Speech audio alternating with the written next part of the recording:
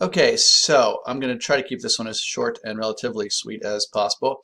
Hey there, Steve, once again, third and final screencast that I will make you watch this week, and promise there will be fewer screencasts, mostly because most students don't seem to watch them, unfortunately, but the ones that do tend to do a lot better in my classes, which is what I want.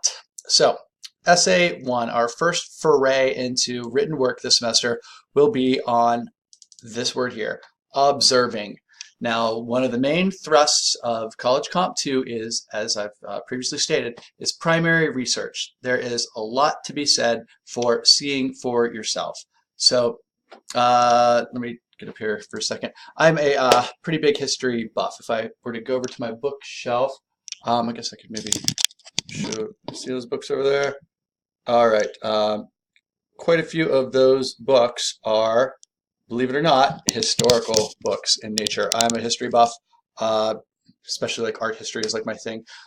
When you deal with history, there are really two ways to understand history. There are the books written by historians, people who go out and they take the long view. They weren't there, but they have an acute expertise that helps them to contextualize and situate historical events in a way that readers who aren't as smart as them, like myself, can better understand and navigate the complexities of. Any historical event can be made sense of by historians who weren't there but have the long view and can make sense of it. Those are very, very, very fascinating books to me.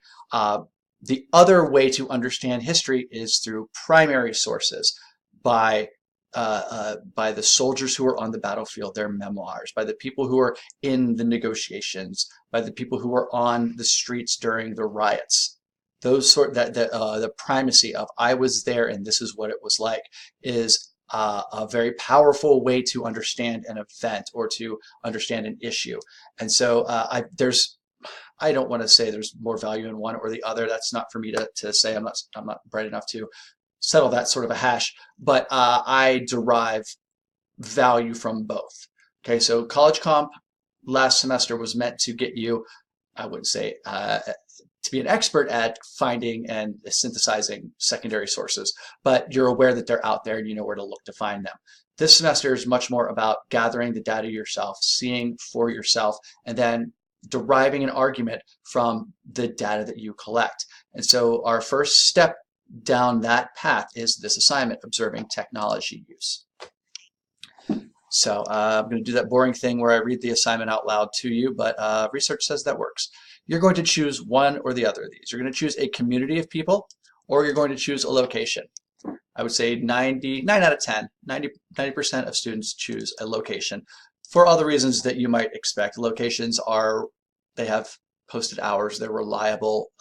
You can go to them according to your schedule. A community is a bit more, it's trickier, okay? A community has meeting times and meeting places that you kind of have to bend your life to observe a community. And so I think a lot of students just opt for, I wouldn't say it's easier, it's just more convenient because we're all busy people and I get that. So if you do choose a community, I can sort of do some spot teaching to you about how to best observe a community. But if history is any teacher, if past is prologue, well, most of you are going to choose a location to go to, hopefully multiple times to observe. Okay, you're going to observe what? Personal digital devices and maybe some apps there and the behaviors that are wrapped up in personal technology use. And from your observations, you're going to develop an argument. Okay, so here are the steps involved. You will very carefully, I hope, choose a community or location to observe.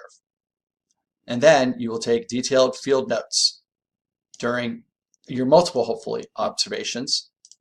From those notes, you will create what's called a thick description. That is sociology's term, it's not mine. But you'll take notes and then you'll take notes about the notes. And from that second draft of notes, that thick description, hopefully themes or patterns start to emerge in what you've observed. Those patterns will inform the argument that you can make. You can start out, this is maybe a little early for this conversation, but you can start out with like preconceived notions of what you expect to see in an observation. You can keep sort of like a personal journal or take notes for yourself about what you expect to see when you go conduct an observation, but at the end of the day, you can only work with what you actually observe. You can go into it with the notion of, well, I expect parents to hand off their smartphones to their children when they're being bad. You can expect that to happen, and Lord knows it happens all the time. But if you go to the mall and you don't see that happen, well, you can't base an argument on that because it's not something that you saw for yourself. Authenticity is key here. That's what makes this a very fun assignment. It's because you can be surprised. You can learn that expectations and reality are two very different things often. So there's a lot of power and a lot of potential in an assignment like this, I think. Okay, and then I'll hammer this home in future weeks, but you need to have an argumentative agenda. If you just write the report of your data collection, if you just say, oh, I went to the library on Saturday and I went to the library on the following Monday and I went one more time on Wednesday night and here's what I saw at the end. There's no argument in there. You're telling me a story. And you know I don't want stories. I want arguments. So so option one is choosing, like I say, a community who self-identify. All right. You know, there are lots of ways to find communities. You can go, certainly groups have meetings announced in various forms and, you know, sort of the newspapers, social media, you know, all the different ways you can imagine groups announcing when and where they'll meet. I can help you find a group if you're really interested in this idea.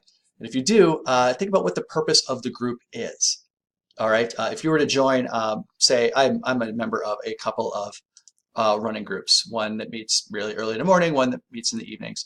I can tell you this much, like if you were to go to my 5 a.m. running group, nobody's really on their phones. We're all just sort of barely awake, barely alive. Let's go get our run in, let's go do our workout, and let's get home and start the day. But my evening running group, everybody's sort of, they're not quite done with work for the day. They all have their phones around. Some of them pull off during training runs to check their emails or to, maybe send a quick text message to work or their families, because sort of life is happening around them during that time of day. Whereas my buddies that I run with at 5 a.m., well, everybody's still asleep. The world still hasn't quite woke up yet, and so nobody really cares about tech devices. So if you wanted to compare communities like that, I think there's an interesting essay in there. And Lord knows I've thought about how I would approach this assignment if I were my own student, which is maybe a little too far down the rabbit hole. But if you do want to write about a community, you want to think about what its purpose is, and then tie the technology used to that purpose. Okay. But once again, the central conceit of this assignment is going to be basically that you're going to choose a location to observe. Okay. My preferences is that it be public. Okay, where people are going to naturally congregate. I don't want you saying, hey, I'm going to be observing here. Come be at this location. Most of the time, I would say, something that you have easy access to, but a place of retail or commerce, a store or a mall or a place of business. If you can imagine it, if you can imagine people going there and using technology, you can observe there. I've had lots of observations at libraries, of course, and I think there's a rich argument to be made about what the purpose of a library is in 2019 as opposed to previous years in terms of tech use. I've had people do, of course, like the mall or a store. Restaurants, I think, are very interesting because the purpose of a restaurant is usually pretty clear, although people behave in ways that are counterintuitive to the purpose of a restaurant. What else did I say? Like, tattoo parlors. Just every place has been observed. Even, college campuses, if you want to go to a college campus and observe. What I don't want you to do is observe your high school. Please, if you can avoid that, because it's all bound up. It's all bundled up with other stuff. And I don't know if you can completely divorce yourself from that stuff. Your goal here is to be not an active participant. This is important. Do not be an active participant. Do not encounter and go up to people you're observing and ask them questions. You are to be as removed from the situation as you can. Okay? You are what's called a participant observer. You, by nature of observing, you're disrupting what you're observing, but you want to minimize that disruption as much as possible. That's important. And that might be a screencast only bit of advice for you. So you want to you can choose a public gathering place like a park as well. But if you get stuck, if you can't think of a location, let me know. I really enjoy this assignment because it gives you that chance to see for yourself. So we'll talk more about how to take notes next week, but you'll take a notebook, or if you're really good at a laptop, maybe you can type it up, although we all know how distracting laptops can be in terms of competing for our attention. A notebook, it's just a notebook, you know what I'm saying? So you'll take notes. If pictures are socially acceptable, and you'll know if they are or they aren't, you can take pictures, and then you will record everything noteworthy that you see. And it can be personal interactions. It could be people getting their phones out or never getting their phones out. It can be the types of emotions on display. Again, I'll have a lot more to say about that next week when you actually have to type up your field notes and share them with me. Then tips. I think if the best papers, the best observations are going to be born out of multiple observations. So as you're ending one observation, write some notes to future you about what you should look for in future observations. I've done a lot of observational data collection in my professional career. I've gone to lots of places for longitudinal studies, and that was always a tip that I wish that I had known sooner in my academic career. So leave notes to future you. And I think it's a good writing tip, by the way, but we won't get into that too. We don't have time. So then you will analyze your data and identify patterns. I'll have more to say about that once you actually conduct your observation. Questions you should consider, and again, the purpose of the location. What is the goal of the place you're observing?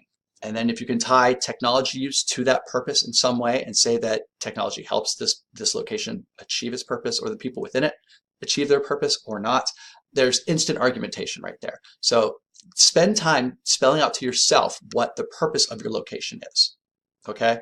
I think thinking about the layout and how it influences the tech use, not to get too feng shui on you, but the layout of interiors, exteriors, it has an influence on our behaviors and our perceptions. And so it's worth your time to think about it. Who are using their devices? How can you categorize them? Of course, you have gender considerations, age considerations, racial, all sorts of ways that we can put people into, for better for worse, boxes.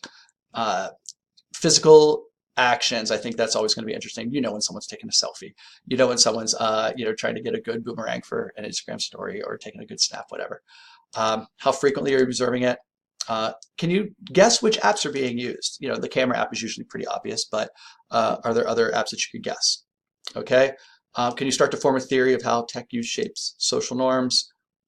The word priorities is going to become very important going forward as well, because when we're on our phones, and this is just a slightest little sort of sneak preview to Essay 2, if you're using your technology, you're not doing everything else. You're not doing the thing that you would be doing if a phone wasn't in your hand. And so what does that say about your prioritizing? What matters to you? Okay, we're thinking about, I think.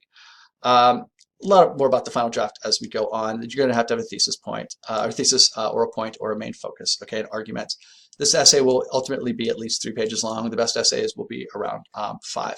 But this is a really cool opportunity to be your own researcher. Now, some of you are just going to go to a location once, take some cruddy notes, and turn it into a paper that doesn't meet its potential, and that's fine. But some of you, hopefully most of you, are really going to grab the bull by the horns, so to speak here, and you're going to choose a really interesting location. You're going to go there multiple times. You're going to take a lot of very detailed notes about what you see there.